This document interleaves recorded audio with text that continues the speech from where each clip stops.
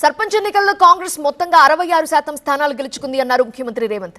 BRS BJP కలిసి 33% స్థానాలు మాత్రమే గెలిచాయన్నారు. ఎమ్మెల్యేల అనర్హత అంశంలో స్పీకర్ నిర్ణయంపై తాము స్పందించబోము అన్నారు. బీఆర్ఎస్ కు 37 మంది సభ్యులున్నారని హరీష్ రావు చెప్పారని గుర్తు చేశారు. కృష్ణా జలాల్లో ఎవరు అన్యాయం చేశారో చర్చకు సిద్ధమా అని బీఆర్ఎస్ కు సవాల్ విసిరారు రేవంత్.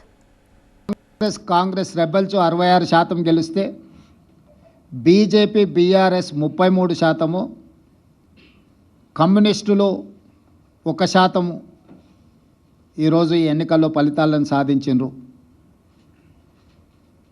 ఈ ఫలితాలు మా 2 సంవత్సరాల పరిపాలనకు ప్రజలిచ్చిన తీర్పు.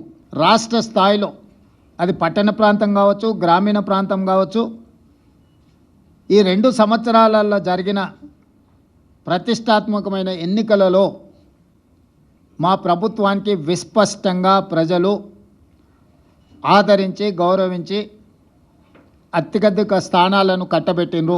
ఇప్పటికైనా అహంకారం తగ్గించుకోండి, అసూయను తగ్గించుకోండి. తెలంగాణలో అమలు జరుగుతున్న సంక్షేమ అభివృద్ధి కార్యక్రమాలకు సహకరించండి, బాధ్యతాయుతమైన ప్రతిపక్షంగా వ్యవహరించండి. అంతే తప్ప మీ అసూయలతో, మీ ద్వేషంతో తెలంగాణ రాష్ట్రానికి నష్టం జరిగే విధంగా మీరు మాట్లాడకండి.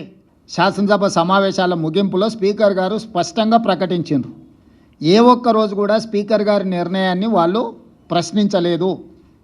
రెండవది, మొన్న జరిగిన శాసనసభ సమావేశాల్లో హరీష్ గారు స్పష్టంగా చెప్పారు, మా నెంబర్ 36, 37 ఉంది, మా సమయం ఇంత రావాల్సిందే, మాకు అంత సమయం ఇవ్వమని అడిగినారు.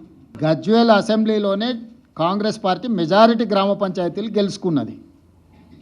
అంటే గజ్వేల్ నియోజకవర్గ ప్రజలు కూడా కేసీఆర్ గారు క్రియాశీలక రాజకీయాలలో లేరు, రాజకీయాలతో వారికి సంబంధం లేదు. ఒకవేళ ఉన్న గజ్వేల్ శాసనసభ సభ్యుడిగానే వారి వల్ల ప్రయోజనం లేదని ప్రజలు ఈరోజు తీర్పిచ్చిండ్రు. ఈరోజు ఉమ్మడి రాష్ట్రానికంటే కూడా తీరని ద్రోహం చేసింది బీఆర్ఎస్, చంద్రశేఖరరావు గారు. ఆధారాలతో సహా మొత్తం సభలో చర్చకు మేము పెట్టడానికి సిద్ధంగా ఉన్నాము. వారు సభకు వచ్చి చర్చించి నిజంగానే మా వైపు నుంచి ఏమైనా లోపం ఉంటే వారిని ప్రశ్నించమని నేను సవాల్ విసురుతున్నా.